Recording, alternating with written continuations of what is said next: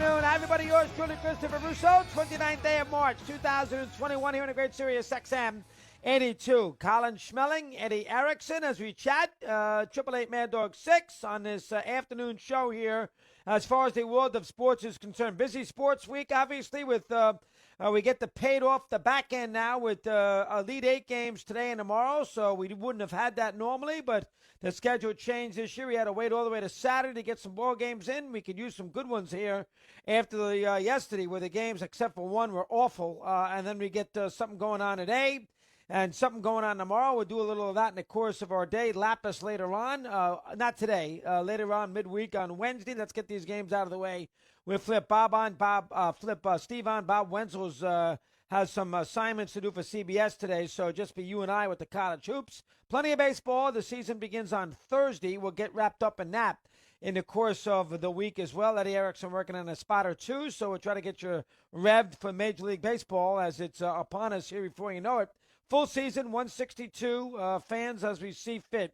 Down the road, showing up at ballparks. We'll go through these teams and everything else in the course of our week before the opener on Thursday. Bad weather in the Northeast, by the way, at 1 o'clock on Thursday afternoon. Okay, let's begin the program. Steve Torrey later, too. Let's begin the program with the whole scenario with what the college basketball tournament's about. There's two themes that I saw here getting ready for this little monologue today that I should address with college hoops. One of them is the Pac-12, and the other one, of course, is Gonzaga-Baylor. I'll do the Pac-12 first. They've had a hell of a tournament.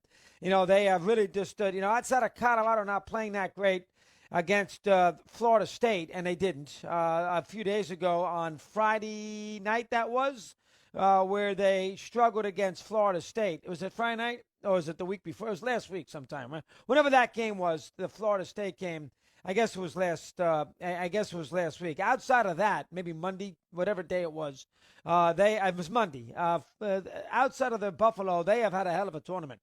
I mean, UCLA used that springboard of success in Michigan State's game and have won now another overtime game. They got a break with Abilene Christian beating Texas, so they got a good matchup in the round two. They did what they had to do, of course. So they got Michigan State out of the way. Then they got, the first game they took care of with UCLA. When you look at I'm just making sure I have the games proper. They beat, let's see. Let me look at UCLA and Michigan. They beat BYU. That's the team I had forgotten. Then they got a break with Abilene Christian.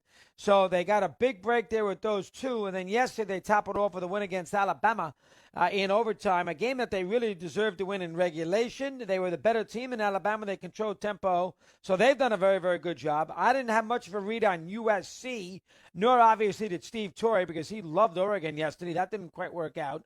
And SC's got some size. Now, whether they're going to make a lot of those shots that they made last night against Gonzaga tomorrow night remains to be seen. But USC's got some ability, a nice run for Andy Enfield, formerly of Florida Gulf Coast. They're in the regional final against the number one Zags, so that's something that you like if you're a Pac-12 team. Obviously, Oregon State who almost lost on 2 or 3 occasions in the conference tournament in the Pac-12 in Vegas. That's a tournament that they had to win to get even in the tournament. They did, and they have since just been unbelievable. They've beaten Cunningham there of Oklahoma State. They beat Rick Barnes and the 5th-ranked Volunteers. Obviously, they beat the giant killer Loyola with a nice surge in that first half there on Saturday, and one going away against Loyola, Illinois. So they're in good shape, and they get a Houston team tonight who they very theoretically could beat. So it's really, and then of course they lost Oregon to USC. They've had an incredible tournament. Everybody won at least one game. I mean, outside of Colorado getting blown out by Florida State and proving they really didn't quite belong on that level, I don't know where else you're going to go here as far as this Pac-12 is concerned. UCLA has won 3 games. USC has won 3 games. That's 6. Oregon State's won 3 games. That's 9.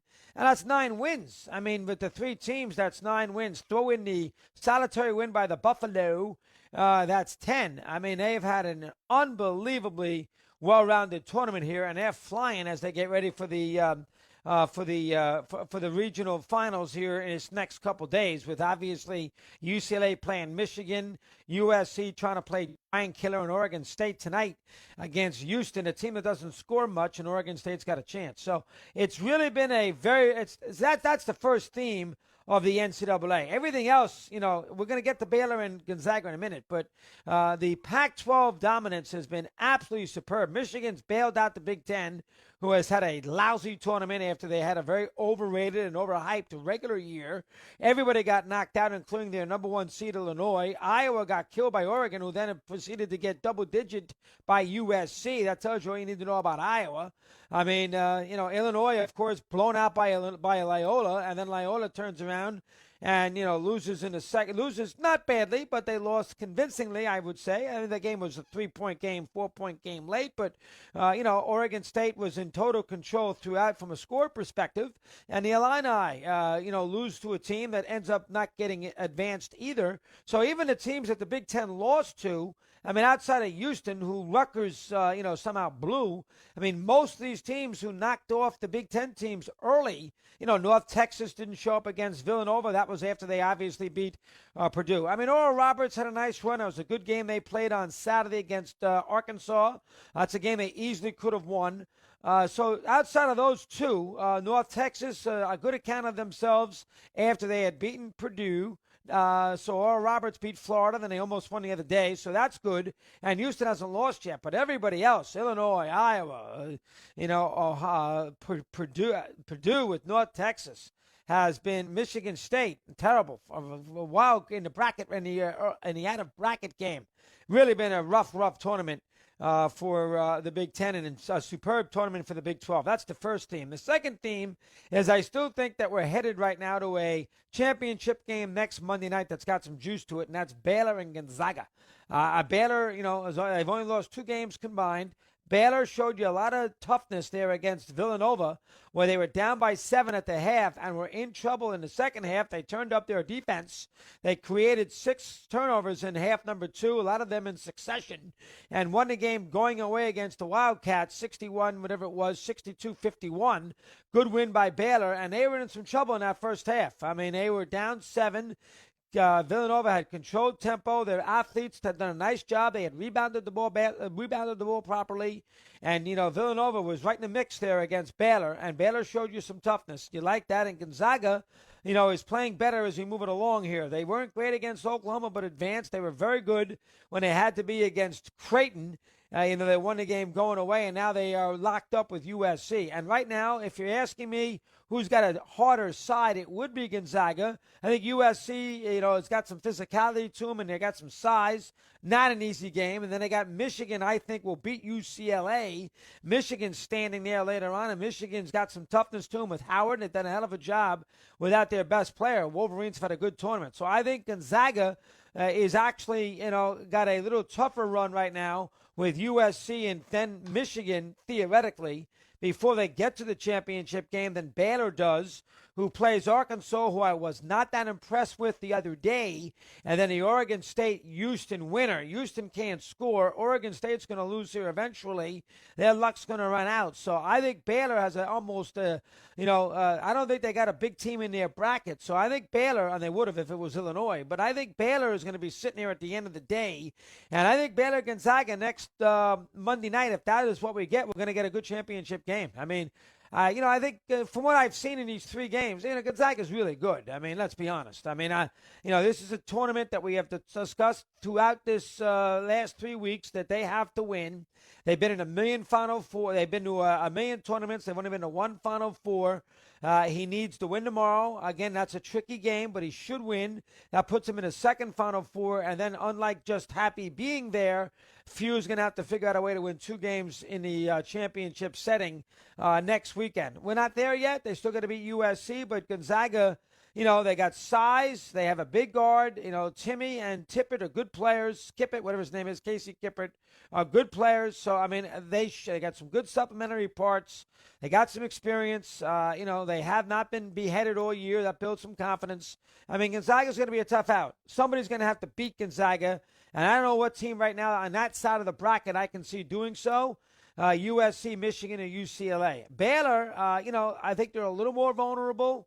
They missed some threes. They could be in some trouble. They don't have a ton of size. They don't have a great inside presence, but Baylor can turn on the defense when they want. They're physical. They're big, strong guys. Not horizontally. They're thick. And I think Baylor is a rugged team. They played good defense here when they've had to play good defense. They played very good defense against Villanova in the second half. They held Villanova to 19 or 21 points, I think it was.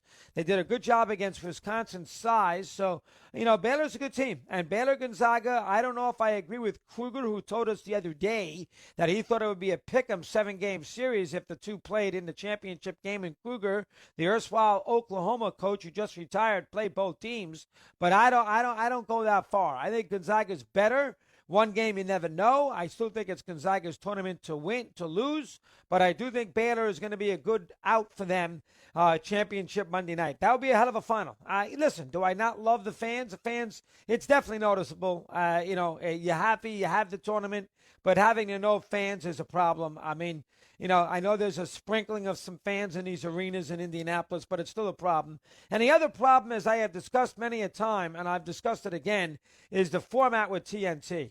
Since TNT or TBS, since they have no nighttime programming of any value, they want the sports to go on at night, which puts you in a tough spot in the daytime because yesterday's a perfect example in the Sweet 16 day. If you have a couple of lousy games early, you have nowhere to go for basketball. Those two games yesterday they were so bad.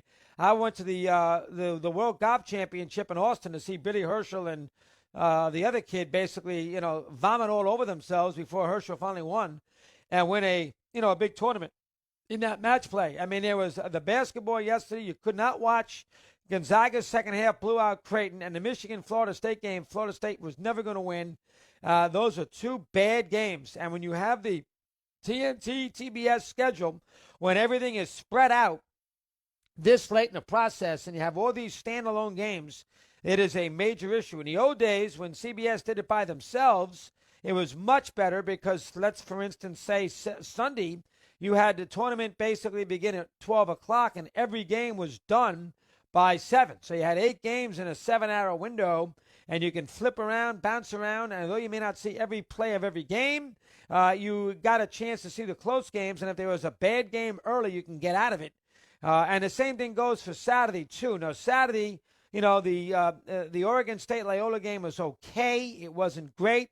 The Villanova-Baylor game was pretty good. It didn't rear its ugly head on Saturday as much as it did yesterday, but it's a major problem with having the two networks. CBS wants afternoon games. They don't want games at night. TNT does not want afternoon games.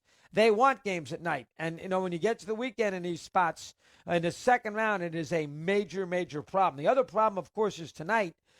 With not being a weekend format. This is not because of TBS or TNT. This is because of this year's calendar.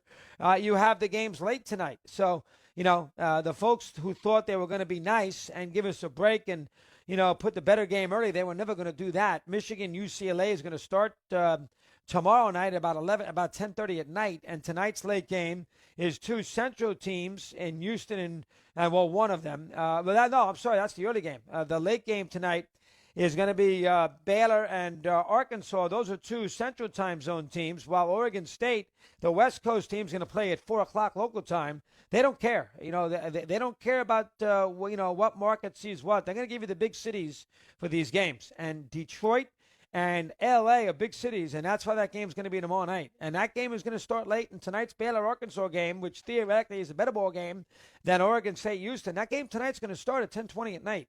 That's a Monday night. You stayed up late last night to watch that Oregon game. That game's, Bill Raftery's falling asleep late. It's past their bedtime at that stadium at Lucas Oil. I mean, remember, they did a game, then sat around for 3 hours, and then do another game. So they got stale. And bottom line is, that's a late start on a Sunday night, and tonight's going to get worse. That game's a late game. It's a problem. This year's problem is a problem because of the calendar and how they handled the tournament. You can't kill them for that. Theoretically, the other problem is that TNT and TBS have different designs of what they want out of the tournament than CBS, and their designs are worse than CBS's designs. If anybody thinks I'm wrong, You sit there and tell me if you watched Riveted yesterday afternoon to 7 hours of garbage basketball with those two games. Those games are unwatchable. And if you had 7 games in the 7-hour window like you used to have on a Sunday with CBS, right up until 60 minutes, you had a good night of basketball. They could have gotten off the Florida State game and given you something else. They could have gotten off that first game and give you something else. Couldn't do it because we have to see Charles. Hey, here's all you need to know about these games. Was it yesterday or the day before? I think it was yesterday. They had a 90-minute, or was it the day before? One of these days, they had a 90-minute in-between period for the four guys. 90 minutes. I don't know which one it was.